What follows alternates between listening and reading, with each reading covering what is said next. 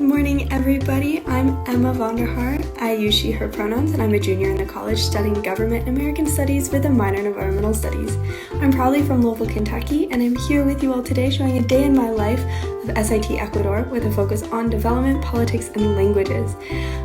Here today, I am in Tumbaco on my first homestay of the trip. We have up to 4 with this program, and our first month is spent in Tumbaco, which is a suburb of Quito.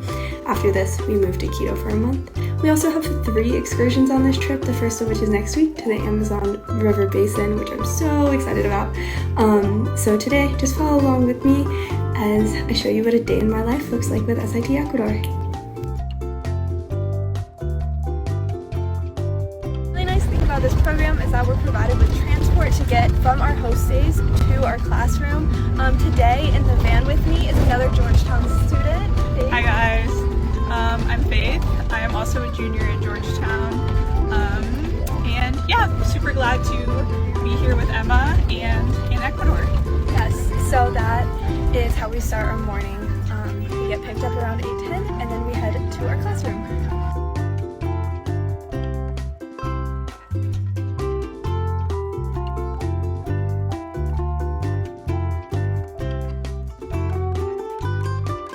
Class is finished for the day. The way our schedule works here is that we have class from 8:30 to 1 most days, and then on Monday and Wednesday we have class from 1:30 to 3.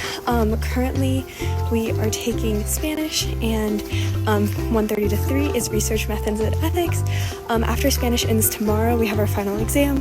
We begin languages in contact, where we talk about both Quechua and Spanish, and then after that we take paradigms of development, and after that we do our independent research project, which I'll talk about in another video. Living with a host family has definitely been one of the most challenging and rewarding experiences of my study abroad so far. I've got to practice Spanish in situations I would never get to in the classroom, as well as learning more about Ecuadorian slang, customs, football rivalries, the whole 9 yards.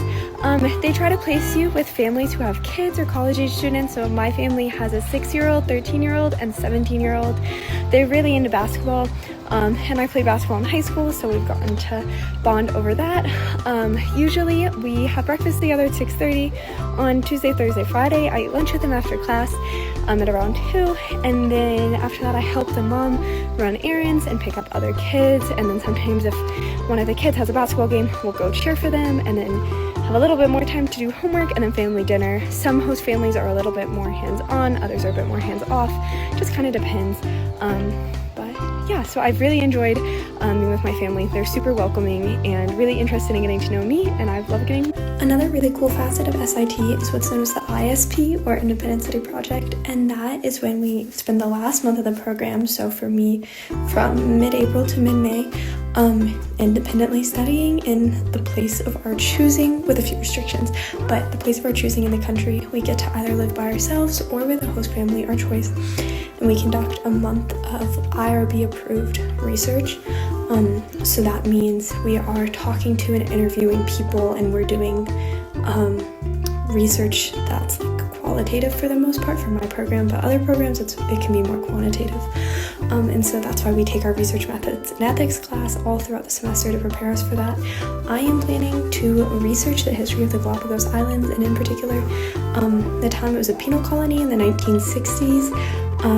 Before that it was an American military base, penal colony, and now an ecotourism site, and what all that means and how it's remembered by the public. One of my favorite things I've done so far has been all the quality time I've been able to spend with my family, and how they've included me in so many of their family celebrations. My first night here, we made a ton of passion fruit cheesecakes, basically is the best way to translate it, and the next day we went to the whole extended family's Valentine's Day celebration, where we got to enjoy those and so many other home-cooked meals. Additionally, I got to tag along to a ton of basketball games, and as a former YMCA ref, it's always fun to watch youth basketball for me.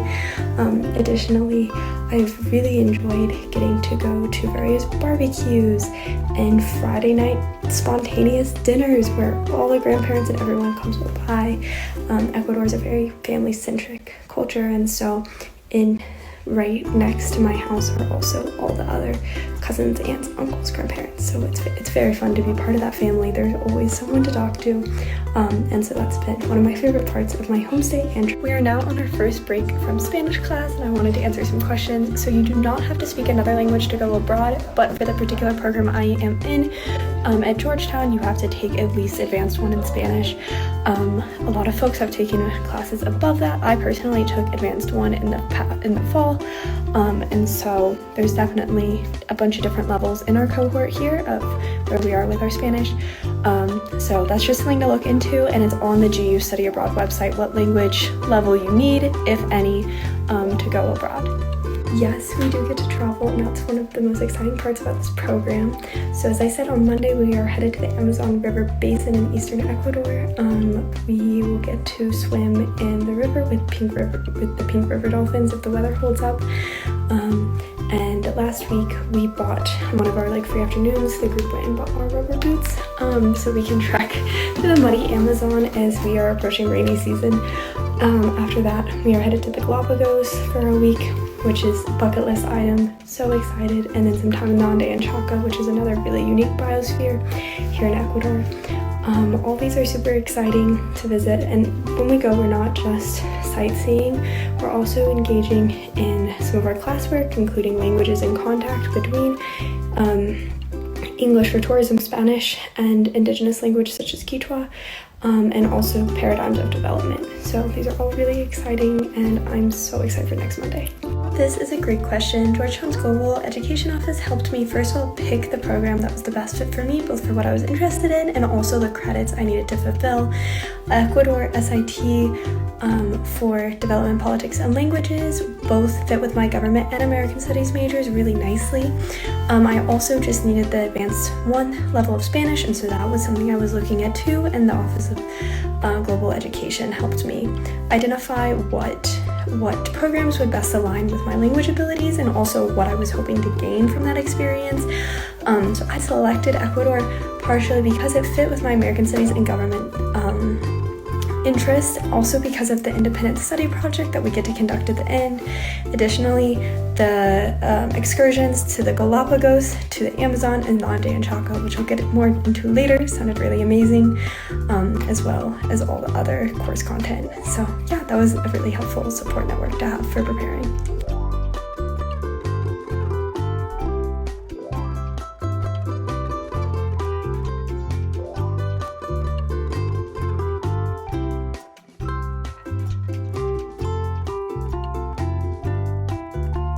I am signing off for the day. Thanks so much for following along.